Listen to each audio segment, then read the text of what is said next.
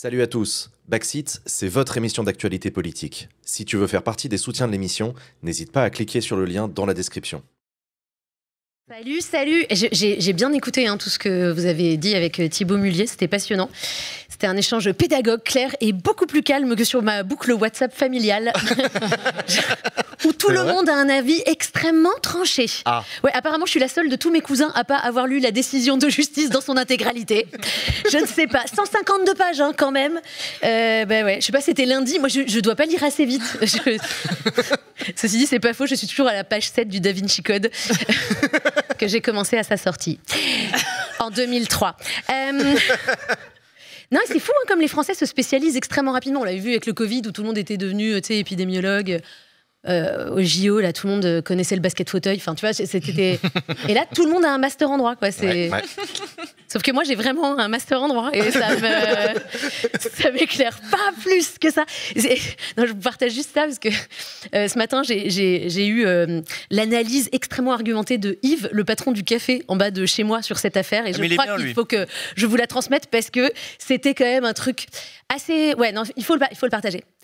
C'était.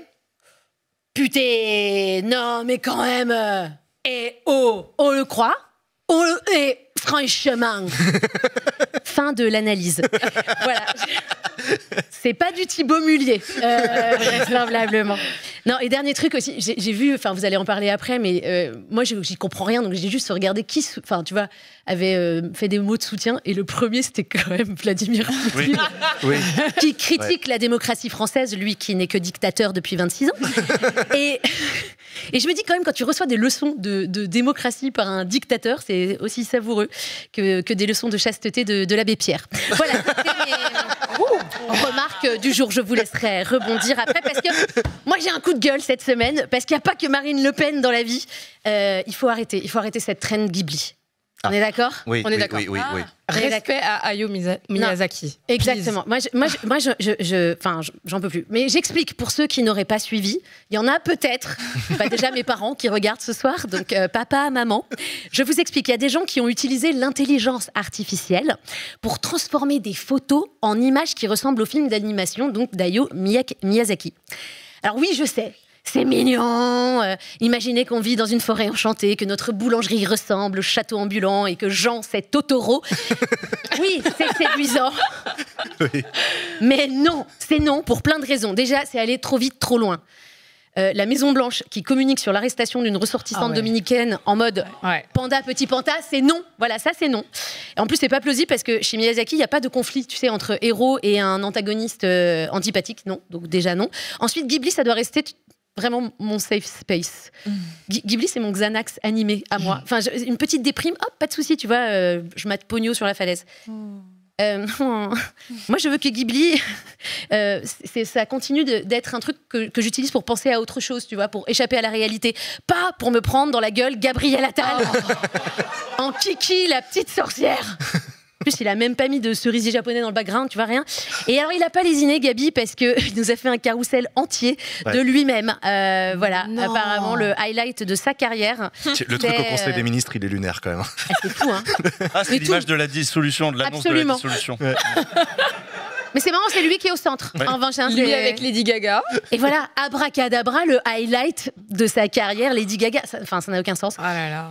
En plus, j'ai envie de dire, Gabriel Attal, de tous nos hommes politiques, c'est peut-être pas celui qui a le plus besoin d'utiliser l'IA pour ressembler à un personnage de princesse Mononoke.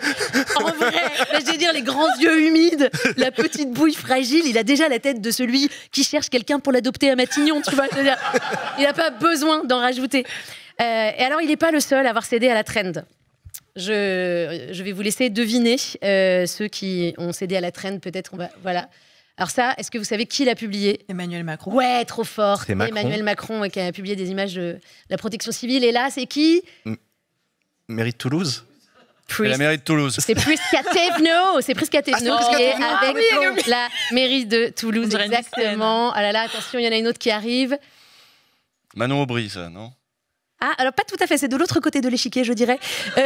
Ah, c'est Philippot. C'est Philippot, t'es fort. Philippot pour la paix. J'ai vu que Manon Aubry, elle en avait fait. Oui, on va en parler juste après. Et la dernière.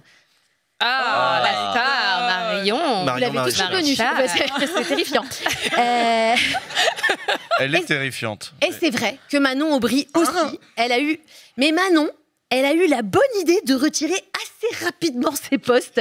Bah oui, elle a compris qu'il y avait, voilà, ça c'est les trucs de Manon Aubry. C'est très ressemblant. Le Mélenchon, le Mélenchon, il est adorable. Oh là là. Non, c'est le pif rouge, moi, qui me fait rire. Ah, c'est terrible, hein. Je donnerais l'Élysée sans Clément sur le côté. Mais donc Manon, elle a eu la bonne idée de retirer ses postes assez rapidement. Bah oui, elle avait compris qu'il y avait un petit truc qui clochait et qui s'appelle les droits d'auteur. Oui, parce que ChatGPT OpenAI n'a pas demandé son accord au studio Ghibli ni versé de la moula. Mais c'est pas grave. Ça fait de la pub au travail de Miyazaki, c'est ça Bien quand même. sûr. Ouais. Tu sais, c'est comme si moi, franchement, je débarque chez toi. Je prends ta déco, ton mec, ton chat, tes fringues, je refais toute ma vie avec et je te dis « Oh, ça va. Prends-le comme un hommage. » Je crois que ce qui me fume le plus dans cette affaire aussi, c'est que le truc qui a pris tellement d'ampleur que Sam Altman, le patron de ChatGPT, a dû lui-même restreindre l'utilisation de l'outil. C'est vrai, vraiment, les serveurs ont pété. Et donc là, il explique que littéralement, calmez-vous, laissez mes équipes dormir, arrêtez de générer de nouvelles demandes. Mais il te dit ça, vous avez noté l'illustration de son compte, genre c'est lui en Ghibli, genre cessez d'utiliser cet outil qui fait des images trop cool, regardez-moi. Et le summum quand même de l'ironie, c'est que Miyazaki a passé sa vie à nous alerter sur la question environnementale, la sobriété, le respect de la nature. Et nous, pour le remercier, on fait quoi? On génère des tonnes d'images avec une IA énergivore hyper polluante. Mais même sur l'IA. Sur l'IA, oui. Il a dit que c'était une insulte. Il à a la dit que vie c'était une elle-même. insulte, exactement. À la vie elle-même. À la vie elle-même. Et là, tu te demandes pourquoi Sam Altman, pourquoi ChatGPT? Parce qu'en fait, si tu lui demandes de faire une image dans le style de Disney, il te dit non, il y a des droits. Et là, il faisait pareil sur Ghibli. Si. Tu lui demandes de faire les Simpsons, il te dit non, il y a des droits. Et tu lui demandes de le faire à la Ghibli. Maintenant, avant, ça marchait pas. Et là, d'un coup, en fait, il a débloqué ça. C'est ça, en fait. C'est en partie à cause de ses prises de position sur l'IA. Alors voilà, est-ce que c'est dans le cadre de la guerre au Japon, guerre de tarifs et des taxes et des je sais pas quoi? C'est un rapport de force Je ne politique. sais pas, aussi. mais il y a sans doute un Voilà, lien, ce sera ma petite analyse. Non, mais tu as tout à fait raison. C'était pour ouvrir le débat. C'était un petit peu mon moment Vincent aussi. Je me suis dit, il nous manque. Peut-être il faut faire ça. Bon, alors après, moi, je comprends ce besoin de transformer la réalité en fiction pour se faire du bien. Je ne vais pas juger. C'est précisément la raison pour laquelle j'ai créé Los Republicanos. Let's go. Précédemment, dans Los Republicanos. Derrière les sourires de façade, il va y avoir des sourires de façade à l'écran, la bataille fait rage depuis que les deux frères ennemis Bruno Retailleau et Lorenzo Wauquiez se sont lancés dans la course à la direction du clan. Aujourd'hui, tous les soutiens sont appelés à choisir leur camp. La Doña Valeria partira pour Bruno, tout comme Javier Bertran, Miguel Barniero ou encore Juan Francesco Copé.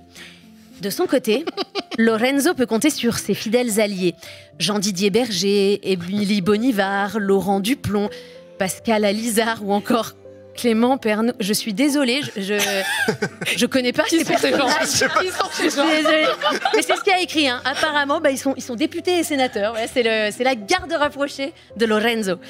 Mais bref, Lorenzo, soutenu par des seconds couteaux, n'en perd pas pour autant confiance en son destin. « Il avait gagné », a-t-il asséné. Mais Lorenzo n'est pas au bout de ses peines, car même s'il gagnait la bataille contre Bruno, d'autres aspirants tapis dans l'ombre convoitent la succession del Macron. Eduardo Felipe, el brigante del Horizonte, Gabriele Attal, el niño todo perdido, David Elis Lignar, la sorpresa de la Riviera, Ricky Ciotito, le Judas de la Droita, Domenico Di Vilpino, devenu gaucho, ou encore Rachida Dati, la revenante discreta. Bah oui, elle a repris sa carte au parti. Ah ouais? Ouais, si, absolument. Elle a repris sa carte. Tout à fait, c'est une info de ce jour. Parti qu'elle avait dû quitter quand elle avait rejoint El Macron, parce qu'à l'époque, c'était considéré comme une trahison. Mais comme ils l'ont tous fait depuis, elle peut désormais rentrer à la maison. Voilà, donc qui Rachidita soutiendra-t-elle? Lorenzo trouvera-t-il une resta avec qui s'afficher? Vous le saurez en regardant la suite de Los Republicanos. Voilà, merci beaucoup, Adèle. Oui. Adèle, où est-ce qu'on peut te retrouver? Ah, on me retrouve demain sur scène au Théâtre Le République. Tout va être dans le chat, les liens de réservation, le code backseat, parce qu'il y a un code backseat, 21h30. 21h30, on a vu dans le chat qu'il y avait des gens encore qui des allaient dates. venir demain te voir bien. au République. Merci Venez me voir beaucoup. après alors du coup. Merci Adèle. Merci, salut.